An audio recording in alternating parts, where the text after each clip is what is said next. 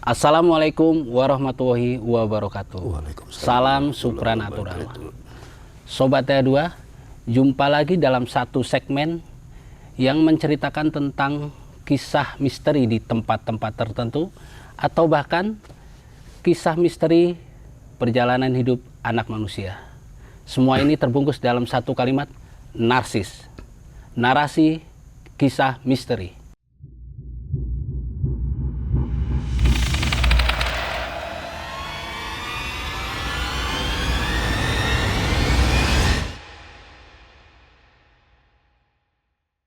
Sobat Tea2, awalnya seperti ini. Di daerah Bekasi, di suatu kampung yang terpencil, ada tinggal seorang berkeluarga yang namanya Bang Rojak, punya istri namanya si Siti. Bang Rojak sama si Siti ini udah berumah tangga udah lama, kehidupannya sederhana. Dia punya 2 orang anak nih Bang, punya anak. Namanya yang satu umur 10 tahun namanya si Romli. Yang kedua anaknya cewek nih Bang, itu umur 5 tahun, 5 tahun namanya si Romlah. Dari bapaknya nih, ngambilnya dari R semua nih Bang. Romlah dan Romli. Iya, dalam rumah tangga ini kehidupannya biasa aja Bang, namanya orang zaman dulu ya. Ini Abang Rojak ini pekerjaannya cuma tukang dagang buah dipikul. Seperti pisang, pepaya, nangka, pokoknya buah-buahan lah. Seorang pedagang lah. Iya, nah kehidupan dia nih sering sekali nih dia dihina sama teman-temannya gitu. Jak lu katanya kerja sampai sebegitu, berangkat pagi subuh lu katanya belanja ke pasar gitu, pulang sore tapi hasilnya begitu-gitu aja katanya. Wah banyak lah itu, banyak tuh ledekan-ledekan orang, hinaan orang. Sampai di rumahnya si Rojak nih berpikir gitu ya, kenapa ya hidup gue begini ya gitu kan, orang-orang pada bisa maju, orang-orang pada bisa bikin ini, beli itu, beli ini dan sebagainya ya. Saya tapi gue kok begini terus iya, gitu. Okay. Kehidupan gue mau nyenangin bini gue, anak-anak gue, susah banget ya. Dia berpikir gitu nih Bang, menjelang subuh dia kan belanja nih ke pasar mau belanja buah gitu ya. Dia jalan tiba-tiba dia lihat ada bapak-bapak nih, kakek-kakek tua, orangnya iya pakainya biasa kayak pakaian itu zaman dulu gitu, kayak kita begini nih. Udah gitu dia belanja. Kong, saya mau belanja nih buah-buahan, boleh katanya gitu. Nah si Engkong ini ngelihat wajah si Rojak kayaknya murung nih. Nah si Engkong nih memperhatiin wajah si Rojak nih. Ini anak nih kayaknya mukanya kayak lagi ada masalah gitu kan. Wajah-wajah bermasalah nih. Kayaknya begitu gitu. Si Engkong tanya, Tong, kayaknya lu lagi ada masalah nih Tong, kata si Engkong. Si Rojak jawab, bener Kong katanya. Masalahnya apa ya, kata si Engkong nih. Ya masanya ceritain bahwa dia dagang begini, dia sering dihina orang, begini. Saya kepengen maju, caranya gimana ya Kong? Kong punya nggak Kong? Katanya, Solusinya gimana nih, Solusinya Kong? gimana Kong gitu, punya nggak Kong gitu. Kira-kira apa untuk dagang supaya maju? Emang lu dagang apaan? Ya seperti ini Kong, buah-buahan keliling kampung gitu. Ya udah, kalau emang ente udah mantep, pengen maju bener kata si Rojak. Ya udah, ente pergi ke Kulon, ya kan. Nanti di Kulon ente bakalan ketemu seseorang, orang tua katanya juga gitu. Entah siapa nggak tahu, pokoknya dia pergi ke Kulon aja nih. Dia ngasih petunjuk tuh begitu. Singkat kata nih Sobat Tea2 begini nih. Karena kan waktu itu ceritanya Singkong dari pasar nih katanya lu bakalan ketemu orang tua di sono gitu. Ciri-cirinya seperti itu nih Bang. Nah begitu itu samperin tuh si Singkong. Kong, permisi Kong gitu kan ya. Singkong nengok wajahnya memang raja pucat tuh Singkong, agak serem juga ya gitu ya. Memang sih pakainya si putih Bang, tapi mukanya agak serem, janggutnya juga putih gitu. Di nengok begini, ada apa Tong kan gitu ya. Enggak, saya mau ketemu yang namanya Kong Rian katanya. Lu dari mana? Dari kampung sana gitu. Ayah kasih petunjuk sama Kong Rian suruh ke sini gitu. Suruh nemuin orang, ini di sini ada orang tua gitu. Engkong nanti ente bakalan dianterin katanya gitu. Oh, lu yang namanya Rojak. Nah, si Rojak baru inget tuh. nih engkong yang gua ketemuin di pasar tuh. Ternyata orang yang sama ya. Iya, badan merinding nih bang, ceritain nih bang nih, sampai merinding nih badan. Udah kan cerita singkat cerita, kayaknya kalau nggak salah, Kong kita yang ketemu di pasar deh Kong. Bener dia bilang gitu, kata saya, bener lo, kata lo. Gue emang yang di pasar, gue ngeliat lo kasihan, wajah lo murung, lo kata lo cerita lo banyak dina orang, diledek orang. Lu kan minta solusi katanya. Nah inilah jalan ini, lu ketemu gua. Lu udah siap, kayak gitu dibilang gitu kan kata Singkong. Kalau lu udah siap, lu udah mateng hati lu, ya kan? Ayo lu ikut gue. Siap Kong katanya. Diajak tuh ke dalam. Mas Singkong Rian masuk ke dalam.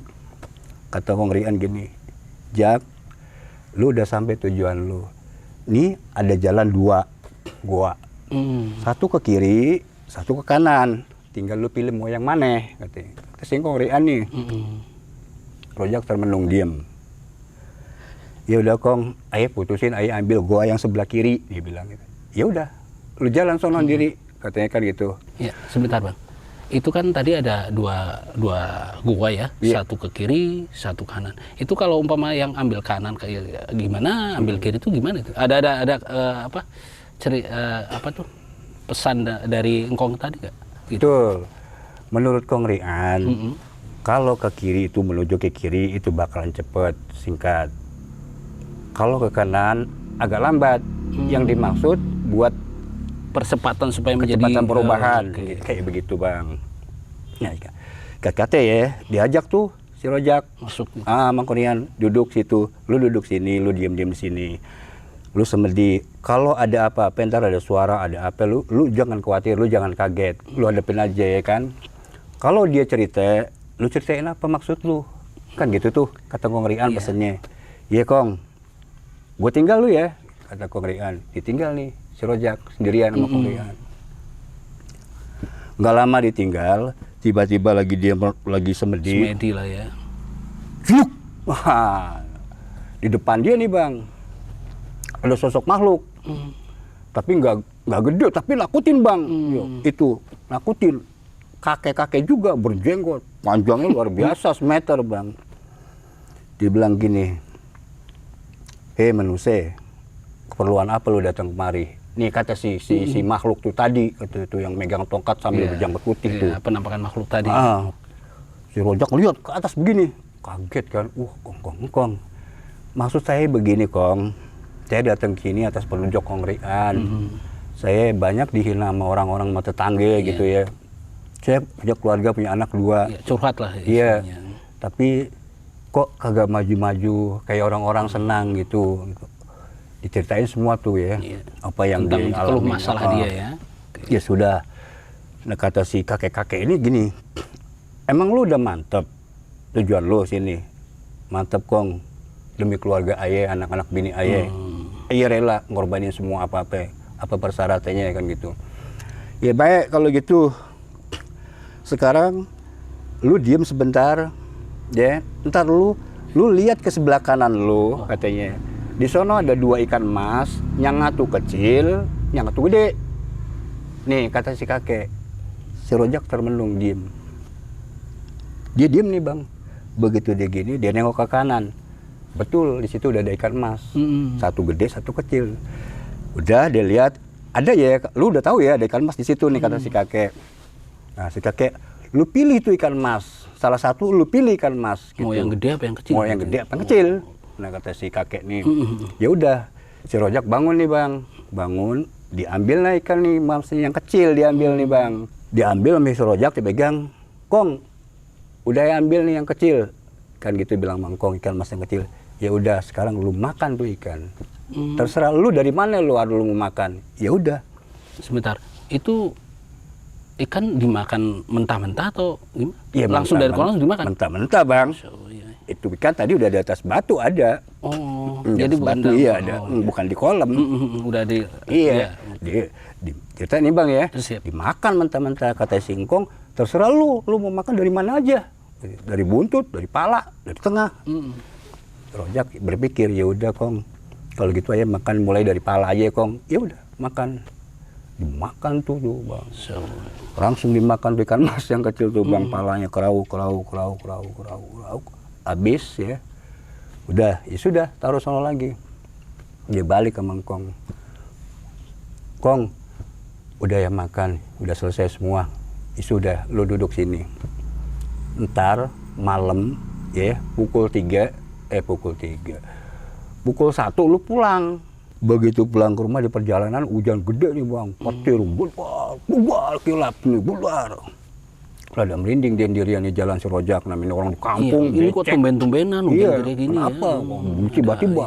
Udah, begitu deketin rumahnya, 10 langkah dari rumahnya, merinding tuh bang. Tuh, yang namanya pohon sukun, pohon bambu di samping rumah-rumah dia tuh gemuruh nih bang. Karena kena angin jadi Iya, kayak apa gitu, tiba-tiba gitu. Begitu dia masuk, di rumah ada yang nangis bang, surat tangis. Assalamualaikum, waalaikumsalam, kata bininya. Sambil sesegukan nih. Istrinya tadi. Po Siti nangis nih, nangis sesegukan. Lu kenapa Ti nangis? Nih kata si Rojak nih bininya. Iya. Oh bang katanya, liatin si Romlah. Kenapa si Romlah? Kata si Rojak nih. Si Romlah liatin aja, liatin. Dia masuk ke kamar nih bang. Begitu dilihat, Masya Allah katanya, si Romlah tiba-tiba bolong ini nih bang, pala ininya bolong deh bang. Ya Allah alam ya, kita nggak tahu ya. Iya. Dari situ dia sedih kan, udah dia nangis. Iya. Udah besok paginya. Ya, sebentar Bang. Mungkin ini pelambang dari ikan tadi ya, antara yang kecil sama yang gede. Mungkin juga, ya, karena mungkin juga. Anak tadi kan ada 2 nih. Mungkin kalau yang kecil kan tadi si Romleh kan. Si Romleh anaknya yang nomor 2. Mungkin kalau yang gede itu mungkin kakaknya mungkin. Kakaknya si Romli, abangnya nih. Oh, abang. Antara cowok cewek gitu ya. Oke, Bang. Nah, menjelang pagi, menjelang subuh tetangga pada datang nih, Bang. Tapi kagak diceritain ya sama si Rojak sama si Positi nih kalau anaknya Iya. bun-bunannya hilang, bolong gitu. Sedih banget, Bang. Iya, jadi rahasia pribadi Iya, lah ya. saya pribadi gitu. Dah singkat cerita ya, dikubur nih anak. Si Romla dikubur, dia balik. 3 bulan kemudian, si Rojak kelihatan maju nih bang. Oh, makin meningkat usahanya ya. Begitu makin meningkat usahanya, menginjak 6 bulan, makin maju lagi nih usahanya Semakin dia. maju. Iya. Alhamdulillah katanya ya, dia bilang cerita sama bininya ini si Positi. Anaknya juga seneng si Romli ini katanya. Gini, kata si Romli gini, Beh, ayah pengen kayak anak-anak Beh. Kepengen apa Rom, kata bapaknya. Anak-anak kan pada punya kebo tuh Beh. Gitu. Ayah pengen banget punya kebo, pengen ngangon kebo, kata si anak nih sambil nangis. Iya. Sambil nangis. Iya, namanya anak-anak itu kan kadang kalau temennya punya sesuatu, dia namanya juga rasa ingin punya juga Iya, kan. iya betul. Ya udah kata-kata si bapaknya si Rojak. Kalau lu yang pengen kebo, lu kudu bisa ngangon, kata bapaknya gitu. Iya Beh, ayah bisa Beh, ayah pengen seperti anak-anak punya kebo. Ya udah, besok kita berangkat ke pasar, kata bapaknya ini si Rojak. Nah, besok paginya dibawa tuh si Rojak ke pasar. Ke pasar hewan, pasar kebo. Ya, Kan banyak dulu buat tuh. beli kebo kali ya. Iya, dibeli, disuruh pilih sengaja nih. Mau kebo yang mana nih? Iya, gitu. Udah Romli lu pilih deh lu tuh. Lu yang mana lu pengen, kata bapaknya Rojak. Dipilih kata yang agak bule nih kebo. Agak bule, kebo bule. Kebo bule. Beh, ayo mau yang ini. Ya udah. Dibawa pulang nih kebo bule, ya kan. Udah diceritain bawa pulang. Seneng nih anak nih. Udah diangon sama tuh anak nih. Sama si Romli. Buat dibawa tuh ke lapangan itu di dekat pinggir sawah kan banyak itu. Iya, namanya punya sesuatu yang baru kan, Iya, pengen baru. diunjukin ke teman-temannya. Bukan kamu aja punya, aku juga punya nih. Gitu. Iya, udah maju nih sikatnya. Nah setahun kemudian tetap nih kebo diangon sama dia. Biasa habis pulang dimandiin. Nah besok paginya lagi diangon lagi nih. Kan pakai tali itu kebo katanya biar tali itu diiketin ke tangan dia, dijerit gini, kebonya dituntun. Kebo dituntun, habis makan dia cari lobang nih kobakan, kebo mau minum, habis makan gitu. Tiba-tiba ngamuk nih bang. Begitu dia kebo mau minum begini, kebo ngamuk, bus kabur. Nah si anak tuh masih kayak ke tangan, keseret nih si Romli, keseret tuh, udah gimana namanya kebo kayak kebo gila bang. Begitu keseret kepentok batu, palanya, Nah, sampai meninggal tuh anak tuh, dikabarin bapaknya, baru pulang dagang, kabarin gitu anaknya kena meninggal, kena katanya keseret kebo tuh mau minum, katanya kebo yang ngamung dia keseret. Nah di sini si Rojak nih, Masya Allah ya, histeris. ya si Rojak berpikir gini, oh jadi begini dia bilang gitu ya, dulu gue suruh makan ikan mas kecil, gue makan anak gue mati atuh, yang romlah, ini bolong. Setahun kemudian gue udah agak senang nih, menikmati hasil. Ya, artinya dia udah punya kebo, bisa gue nyenangin anak gue, si Romli. Dia nganggon, dia mati tarik kebo. Enggak semata-mata mungkin kebo ini sebagai nih kali ini ya, pancingan. Itu yang menyebabkan kematian dia. Perantaranya. Iya, perantaranya sengaja. Gitu. Ya. Akhirnya dia sadar, ini kalau begini caranya, anak gue udah nggak ada dua-duanya ya kan, bisa-bisa bini gue nih. Itu berpikirnya si Rojak. Ya. Singkat kata, tengah habis bada asar, dia bebersih, ya kan, bebersih, kamar dibersihin, diambil sejadah, mau sholat maghrib bang, beduk maghrib. Ceritanya dia mulai sadar nih kalau anak-anaknya dia ini jadi korban semua itu, karena tadi yang dari engkong lehan itu. Begitu dia maghrib udah gelar sejadah, udah mau mulai tobat, dia mau mulai sholat, baru dia mau bilang Allahu Akbar, tiba-tiba datang lagi tuh bang, suara gemuruh. Seperti awal dia mau ke rumah itu ya? Dia baru datang dari tuh goa. Begitu gemuruh, tiba-tiba jendela dia kehantam juga, dia loncat tuh Rojak. Dari loncat, dia baru mau mulai ibadah, dia khawatir kan, waduh ternyata itu utusan dari sampai segitunya ya. Iya. Buat ngeganggu keimanan si Rojak. Biar supaya Rojak bener lah jangan, ibaratnya, biar terus supaya Rojak nih terus nganut tadi. Biar jadi apa ya?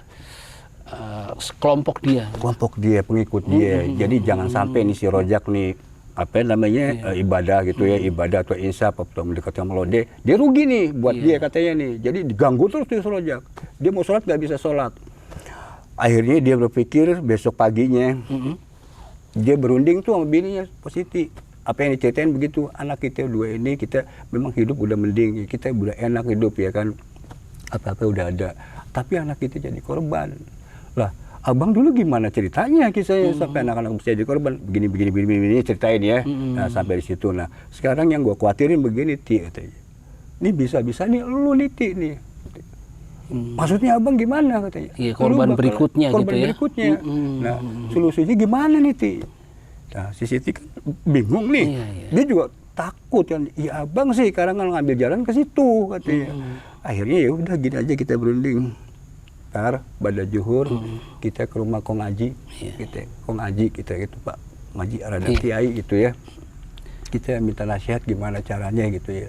Nah, pada zuhur nih dia pergi tuh ke rumah Kong Aji itu, dia ceritain dulu apa kisahnya gini. Iya. Sampai dikisahnya gini.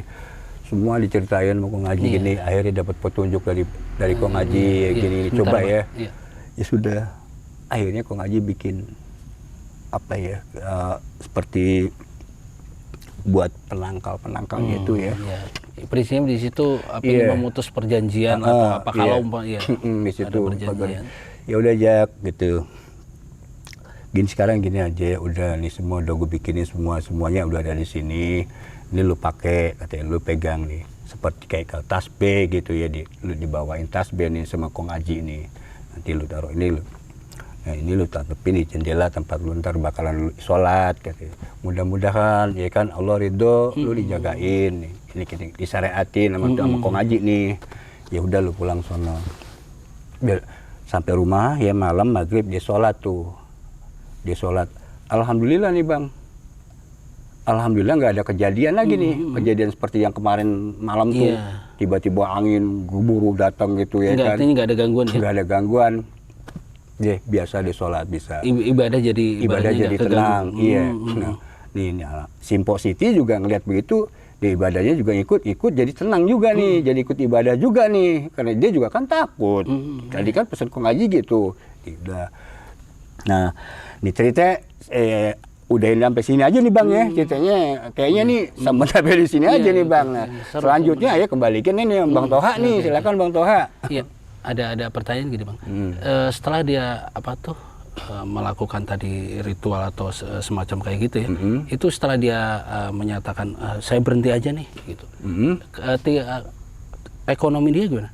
Kembali berawal ke semula atau tetap bagus gitu?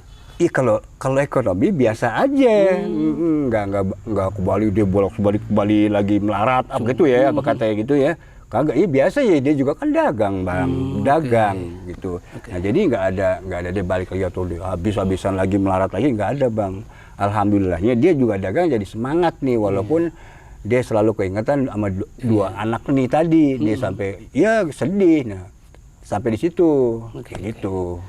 Baik sobat, demikian tadi sepenggal kisah yang menceritakan seorang ayah yang ingin merubah hidup. Kita bisa ambil pelajaran di sini bahwa segala sesuatu yang instan dari awal nol supaya meningkat dengan tajam belum tentu hasilnya pun bagus karena instan. Kita bisa simpulkan sepertinya dari cerita tadi itu bahwa sebenarnya orang yang ditemuin kakek-kakek yang ditemuin di pasar ini, mau yang di pasar mau yang di rumah ketika bapak ini ke tempat itu atau yang di gua, bahwa sebenarnya itu satu orang atau satu sosok yang sama. Karena itu sebenarnya itu adalah jebakan dari iblis Lanatua supaya orang itu tergoda atas rayuan-rayuannya dan ikut menjadi kelompok dia.